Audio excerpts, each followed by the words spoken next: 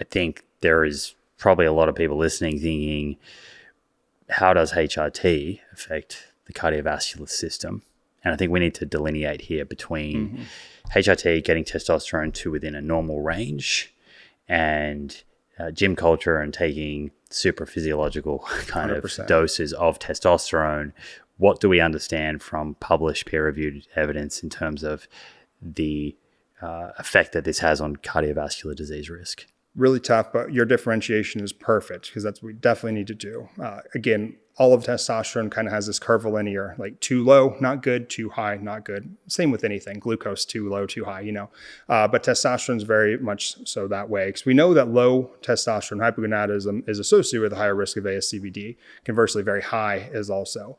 But TRT, we don't have a good answer for, honestly. I mean, a lot of people have recently been quoting the Traverse trial, came out in 2023, I believe. Decent trial. I mean, it was the first randomized controlled trial on testosterone, which is awesome because your listeners will know, the randomized controlled trials are kind of the gold standard, and we can glean the most amount of usable, actionable information from randomized controlled trials. The problem with that, in my opinion, it was only 22 months in duration, and ASCVD takes a lot longer than 22 months to occur.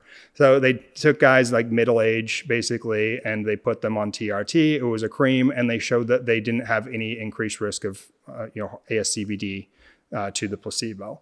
Great. There was an increase in AFib, which was interesting, and I think an increase in clots.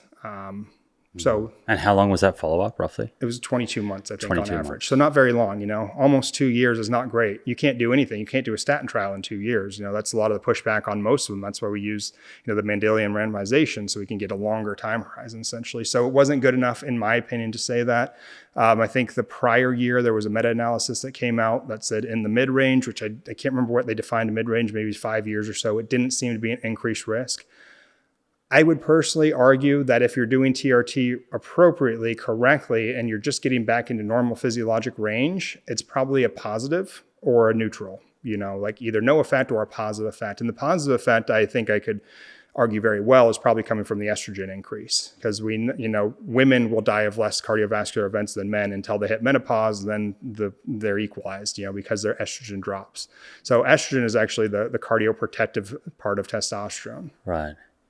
Which then begs the question as to how drugs like Clomid or tamoxifen, does that lower estrogen as well? Like how do those drugs affect cardiovascular disease risk? Well, actually, the tamoxifen and the Clomid don't lower estrogen, but they do bind to the receptor and cause issues. But interesting thing on the side of ASCVD with Clomid, I think it's been well known, but I'm glad that like Peter Attia talked about it openly. He talked about the effects of Clomid or enclomiphene on something called desmosterol.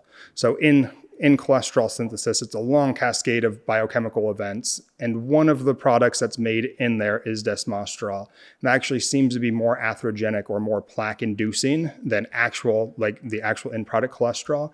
When you take Clomid, it is increasing levels of desmosterol. Most people don't get that checked because there's only one test that they do at the Boston Heart Study. So you may actually be increasing your risk of ASCVD if you're doing Clomid or enclomiphene by increasing this desmosterol. And then there's also other downstream negatives to blocking estrogen receptors. What's really interesting is, I kind of wanted to bring this up earlier, I'm glad you brought it up, is if you put a guy on Clomid therapy and you get his levels to 700, and then you put a guy just on TRT and get his levels on 700, I would say 9 times out of 10, the TRT guy feels better with the exact same number. And I hypothesize it's likely due to the blockade of the estrogen receptor, causing some effects, usually centrally, like mood, because usually you hear it's kind of called Clomid crazies. People will feel depressed or kind of crazy when they're on Clomid. So it's just an interesting aside that, again, estrogen is very important and we shouldn't be demonizing this.